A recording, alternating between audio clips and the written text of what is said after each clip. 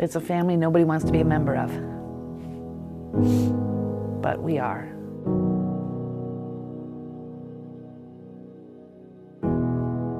Enjoyed sports, normal boy stuff, but he's always making people laugh. Very good sense of humor. He was 18 when he joined. They had a recruiter at his school, and he came home and he said, "Mom, I want to join the Navy." And I was hesitant about that, and so I went and talked to the recruiter. And I remember telling him, "Make sure you take care of my son," and he said, "We will." When Brendan told me he wanted to be a SEAL, I was happy for him because I knew it was something that he wanted to do, and I wanted to be supportive.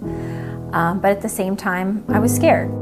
I think he wanted to be where the action is and out in the field and helping others. Yeah, I think so. He loved to help people, and that's what he did.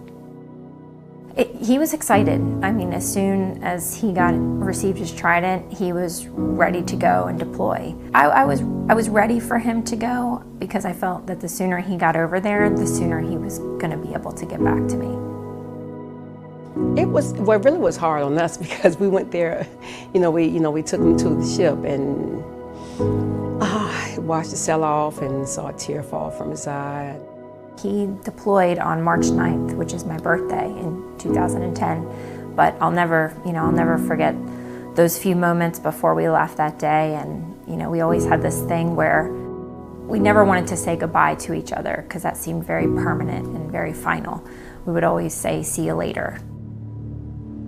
Damaged in a terrorist attack in Yemen. American sailors were killed. I went into work. I walked in and I looked at the television because it was on. It was saying breaking news, attack on the USS Cole. And so I went downstairs and I see two men getting out of the car. Both of them had uniforms. And I know from TV that when they come to your house, they're not coming to tell you good news.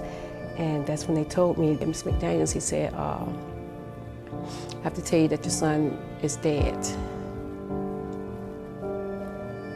So that's how we found out. It's October 12th in the evening. Yeah, he had died.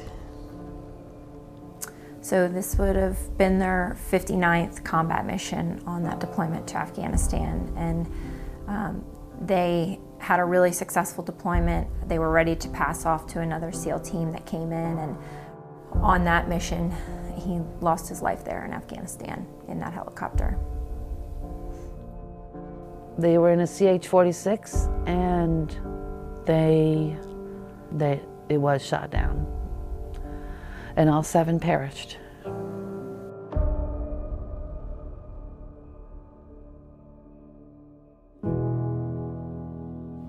I mean, it's very bittersweet because, of course, I would much prefer Brendan to be here today and every day going forward, but it also makes me very proud because I don't know many people out there that would be willing. I don't even know if I would be willing to go out there and put my life on the line.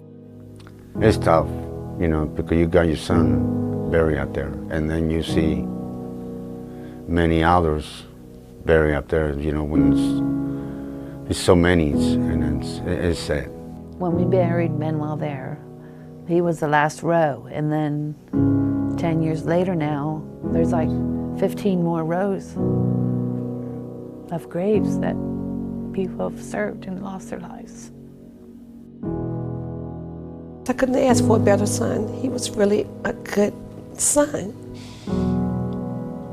I mean, I can't think of anything bad I can say about him because there wasn't any.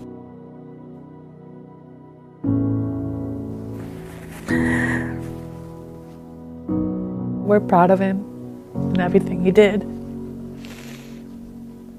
He saved a lot of lives while he was here.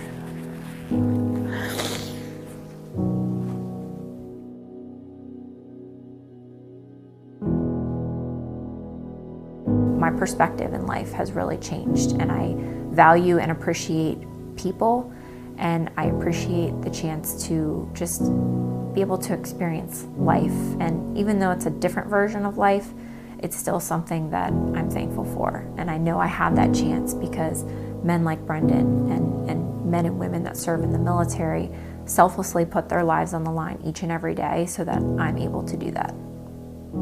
I'm glad he did what he did. as far as serving, because that's what he wanted to do, because I wouldn't want anyone else to go through what I went through and the other family members went through, because we went through a lot. I don't want anybody to understand it, because I think in order for you to truly understand it, you have to experience it yourself. So I want them to just see Gold Star family members as strong and resilient and wanting nothing more but then to carry on their loved ones' legacy. We don't want them to be forgotten. We want them to stay alive in our memory and in the memory of generations well beyond our years.